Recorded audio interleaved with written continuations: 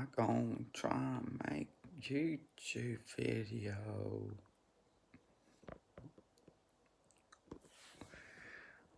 Um, okay, so I was getting these phishing texts, saying that I needed to reset my Facebook password and to go to this website, and I just find it really scary that, I think, I could just let fly and say I think politicians are Luddites, they're not, I mean, let's put it this way. I respect, because I did chemistry for a year, yeah, at Reading University, and let's just say I respect chemists, but I don't respect politicians.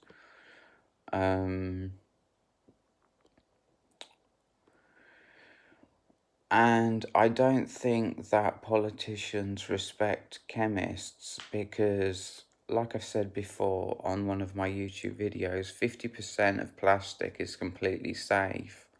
If you bury it in the ground, it will biodegrade. But they haven't taken a chemist, they haven't asked a chemist to look at the problem and come up with a solution. They haven't hired a chemist. And likewise, they won't hire a computer whiz, like a 14-year-old kid, No, I'm just kidding. They'd have to be a PhD. Well, whichever is cheapest, They haven't hired a 14-year-old kid to tell them, how to stop these phishing scams, sort of thing.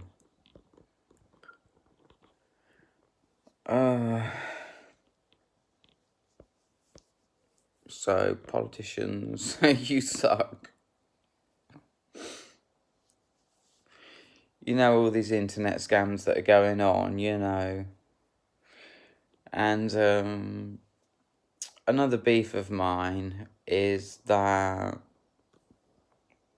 they've taken our police force and have totally, if I was still autistic, I would say they've totally crippled it. It's funny how some of the words used are really appropriate, but they just don't, come across right.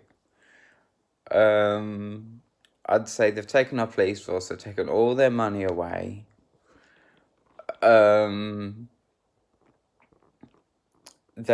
made them sack all their police officers, and there is no way that they are going to they're going to pay out for a special unit to tackle like all these phishing scams and fraudulent like phone calls that you get and all that, you know what I mean? There's no way they're going to shell out for it. They don't fucking understand, right, that you'd save the money, you'd get the money back. It would raise taxes, yes, because they'd have to pay for it, but think how much money people would be getting back. It's something like 2 billion a year that people save, that costs people from all these internet scams and whatnot, and identity theft and things like that. And they won't look at it, oh, it'll raise taxes. They're fucking robots. They're fucking robots.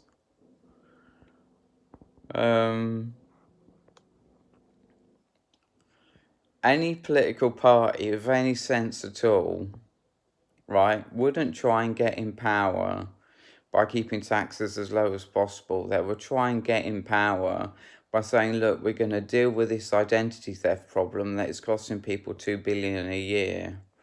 We're going to raise taxes by about 1p per person, per week, right? To get some computer experts in to tackle these problems, you know. But I don't think I have this inkling, right, that the government doesn't respect scientists because scientists got hella brains more than some dumb fuck politician, you know what I mean? Um, Maybe that was just the way I was brought up because my mum was schooled in Cambridge at like a paupers college, you know what I mean? So there may have been some damage done there, and that's why it's been handed down to me that I hate politicians. But um I